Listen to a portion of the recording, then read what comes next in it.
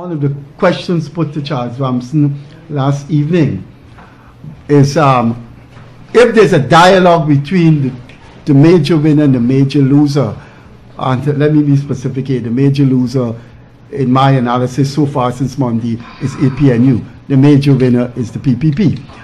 He is saying, yes, you can have dialogue on the way forward, but the integrity of the election results, and he said he's not speaking for the leadership of the PPP, the integrity of the election results have to be accepted. I know I can't ask you to bring out what your party leadership has decided, but I'm asking you now in your individual capacity, could you conceive of the PPP entering parliament as a minority opposition? Let me say this. We're not even talking about, I am not even talking about where power is. You asked me if I could conceive of the PPP being in opposition. The PPP has been in opposition for the last 4 years. I could conceive of the PPP being anywhere the people of Guyana want the PPP to be. Let's remember the purpose of an election. People all over this country, all over the world, but we're talking about Guyana.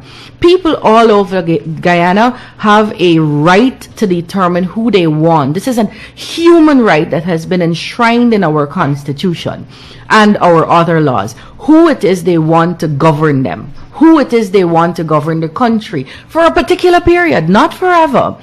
And those people don't get up every morning at Governor Light and say what they want, and Blackbush and say what they want, and Paradise and say what they want. Every 5 years, they get a chance to speak through their ballot.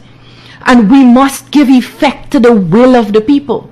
So it's not about what the PPP wants and what the PNC wants and what the APNU wants. All political parties want power. That's what they live for. We'd be lying if we didn't say that.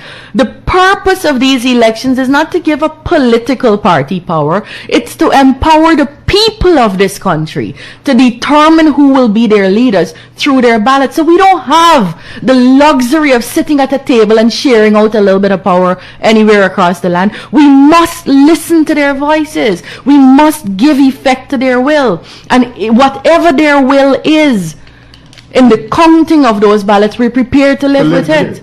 So it's for me, it's much more fundamental than who get office here and who get a ministry there and who gets a place at the table where. It is about what the people of this country want. That is all this is about. And it must be given effect to. Their will must be given effect to. Their voices must be heard. And I believe that is the outcry across the world. People cannot imagine that in 2020, the people of Guyana have no say, because some big boy in a party or big woman in a party or collection of them somewhere decide they want to steal that expression from the people. And if we were to sit down here and dole out a little bit of power here and a little bit of power there and an office here and a ministry there, we would be taking from those people what we went to them and offered them, what they spoke to us about through their ballot, what they said they wanted through their vote. And we are not at liberty. We don't have the luxury to do that. We don't have the mandate to do that. We don't have the authority to do that. We are their servants. They are our bosses, and they've told us what they wanted. We got to find out what they wanted through those.